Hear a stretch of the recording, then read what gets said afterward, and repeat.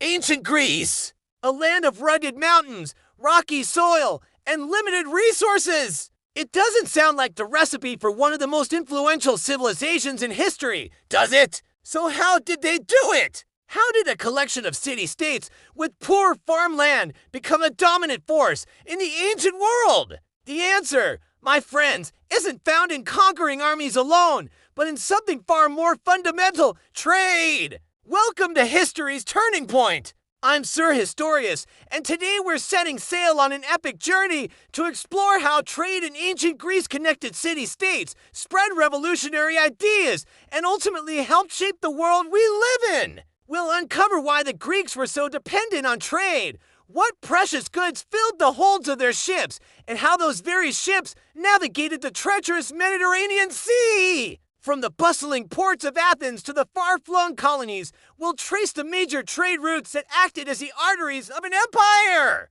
This is a story of how commerce didn't just move goods, it moved history itself. So, why was trade not just an option, but a necessity for the ancient Greeks? Look at a map of Greece. It's a land carved by mountains and sea. This geography made large-scale agriculture incredibly difficult. The soil was thin and rocky, perfect for growing olive trees and grapevines, but terrible for cultivating vast fields of grain, the staple food of the ancient world. Most city-states or palaeas simply couldn't produce enough food to feed their growing populations. They faced a constant threat of famine. The solution was to look outwards, beyond their shores. The sea became their highway. The Greeks were natural seafarers, and the Aegean Sea, dotted with countless islands, acted as a series of stepping stones, encouraging exploration and commerce. They had to trade to survive.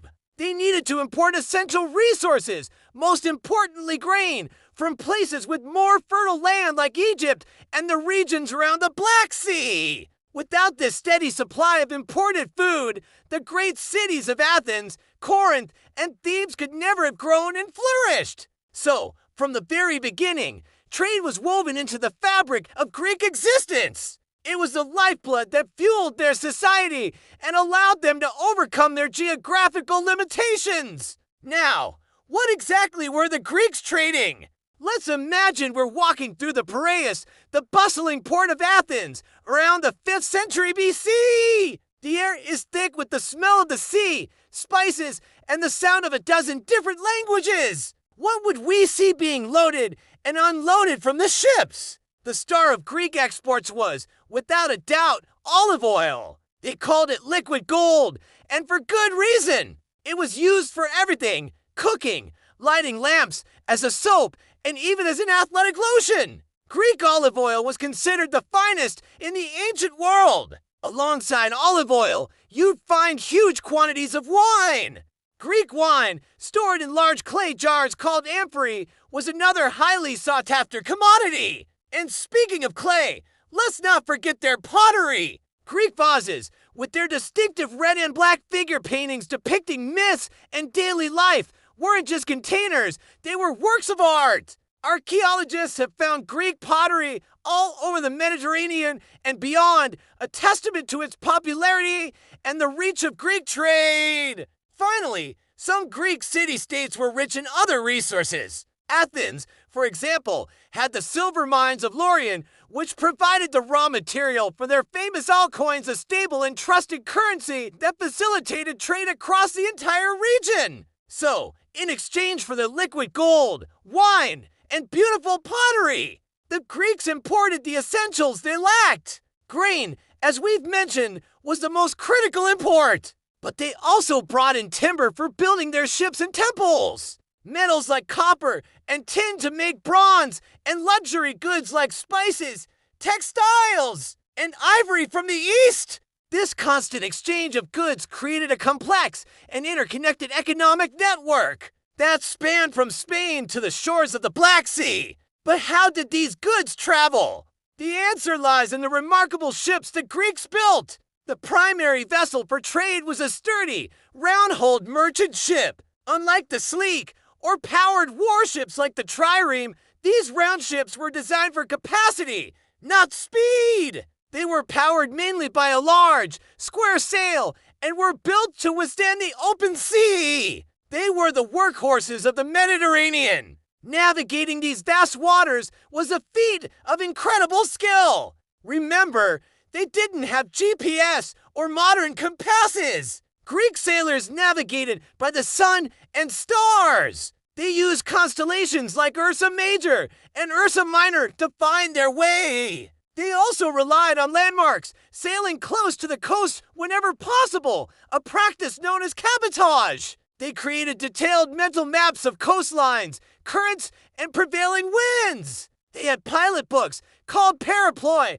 which described coastal routes and harbors in detail. Journeys were dangerous and slow. A trip from Athens to Egypt could take weeks, and the threat of storms and pirates was ever present. Yet, for the potential profits and the survival of their cities, Greek sailors braved these dangers day in and day out, connecting their world one voyage at a time. These voyages created a web of trade routes that crisscrossed the ancient world.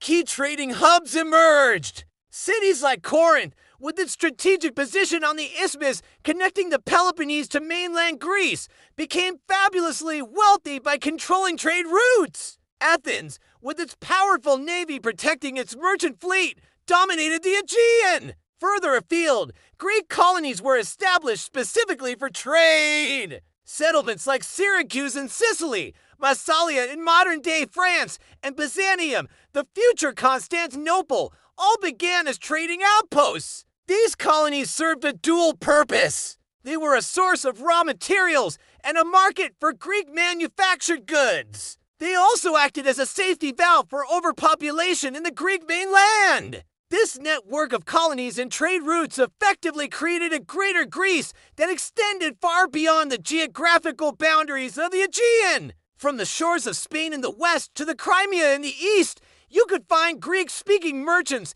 Greek temples, and Greek goods. The Mediterranean truly became a Greek lake. But trade was about so much more than just moving physical products. With every amphora of wine and every bag of grain, something else was being exchanged: ideas. As Greek merchants traveled, they brought their culture with them.